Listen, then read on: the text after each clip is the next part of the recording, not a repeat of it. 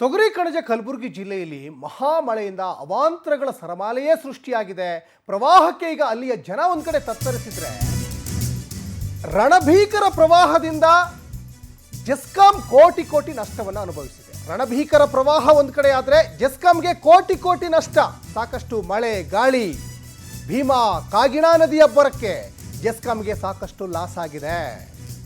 ಮಳೆ ಒಂದೇ ಬರ್ತಾ ಇಲ್ಲ, ಗಾಳಿ ಬರ್ತಾ ಇದೆ, ಸಾಕಷ್ಟು ಅನಾಹುತ ಆಗ್ತಾ ಇದೆ. ಪ್ರವಾಹಕ್ಕೆ ವಿದ್ಯುತ್ ಟ್ರಾನ್ಸ್ಫಾರ್ಮರ್ಗಳೇ ಈಗ ಕೊಚ್ಚಿಕೊಂಡು ಹೋಗಿದ್ದಾವೆ. 700ಕ್ಕಿಂತ ಅಧಿಕ ವಿದ್ಯುತ್ ಕಂಬಗಳಿಗೆ ಹಾನಿಯಾಗಿರುವ ಮಾಹಿತಿ ಈಗ ಸಿಗ್ತಾ ಇದೆ. ಇದು ನಿಜಕ್ಕೂ ಜೆಸ್ಕಾಂಗೆ ನಷ್ಟವೇ. ಇದು ಕಾಗಿಣಾ ನದಿ ತೀರ, ಭೀಮಾ ತೀರದಲ್ಲಿ ಅಧಿಕಾರಿಗಳು ಪರಿಶೀಲನೆಯನ್ನು ಮಾಡ್ತಾ ಇದ್ದಾರೆ. ಒಂದಲ್ಲ ಎರಡಲ್ಲ, 700ಕ್ಕಿಂತ ಅಧಿಕ ವಿದ್ಯುತ್ ಕಂಬಗಳಿಗೆ ಹಾನಿಯಾಗಿದೆ ಅನ್ನುವಂತಹ ಮಾಹಿತಿ ಇದೆ. ದೃಶ್ಯಗಳಲ್ಲಿ ಗಮನಿಸ್ತಾ ಇದ್ದೀರಾ. ಯಾಕಂದರೆ ಬರೀ ಮಳೆ ಬಂದರೆ ಸಮಸ್ಯೆ ಇಲ್ಲ, ಮಳೆ ಜೊತೆಗೆ ಗಾಳಿನೂ ಬರ್ತಾ ಇರ್ತದೆ.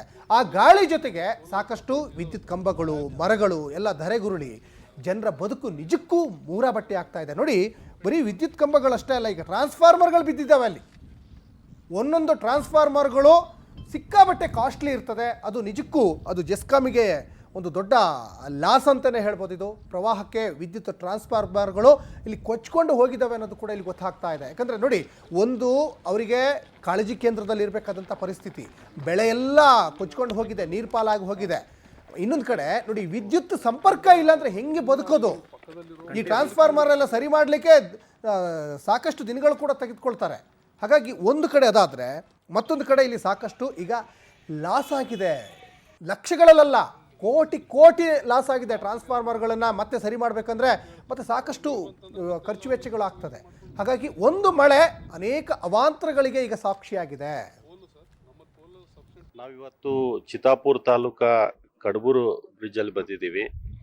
ಇಲ್ಲಿ ಸುಮಾರು ಹಾನಿಯಾಗಿದೆ. ಜೆಸ್ಕಾಂ ಪೋಲ್ಸ್ ಆಗಿರ್ಬೋದು, ಟ್ರಾನ್ಸ್ಫಾರ್ಮರ್ಸ್ ಆಗಿರ್ಬೋದು, ಭಾಳಷ್ಟು ಹಾನಿಯಾಗಿದ್ದಾವೆ. ಈಗ ನಮ್ಮ ಅಧಿಕಾರಿಗಳು ಸರ್ವೆ ಮಾಡಿದ ಪ್ರಕಾರ 270 TC, ಒಂದು 600 ಕಂಬಗಳನ್ನು ಡ್ಯಾಮೇಜ್ ಆಗಿದೆ. ಅದೆಲ್ಲ ರಿಪೇರಿ ಮಾಡಲಿಕ್ಕೆ ಒಂದು ತಿಂಗಳಾದರೂ ಬೇಕಂತ ಇದ್ದಾರೆ. ಬಿಕಾಸ್ ಅಲ್ಲೆಲ್ಲ ನೀರು ಬಂದು ಅದು ಹೊಂಡು ನಿಂತು ಅಲ್ಲಿ ಜನನೂ ಹೋಗಪ್ಲಿಲ್ಲ, ಯಾವುದು ಮಷಿನರೀಸ್ನು ಒಳಗೆ ಹೋಗಂಗಿಲ್ಲ. ಸೊ ಅದಕ್ಕೆ ಸ್ವಲ್ಪ ಟೈಮ್ ಬೇಕು. ಯಾವ್ದು ಇಮಿಡಿಯೇಟ್ ಯಾವ್ದು ಆಗಬೇಕು ಅದೆಲ್ಲ ಮಾಡ್ತಾ ಇದ್ದಾರೆ. ಈಗಾಗಲೇ ಎಲ್ಲಿ ಆ ಥರ ಕರೆಂಟ್ ಕಟ್ ಆಫ್ ಆಗಲಿ ಆ ಥರ ಯಾವ ಸಮಸ್ಯೆ ಇಲ್ಲ, ಎಲ್ಲ ಆನ್ಗೋಯಿಂಗ್ ನಡೀತಾ ಇದೆ.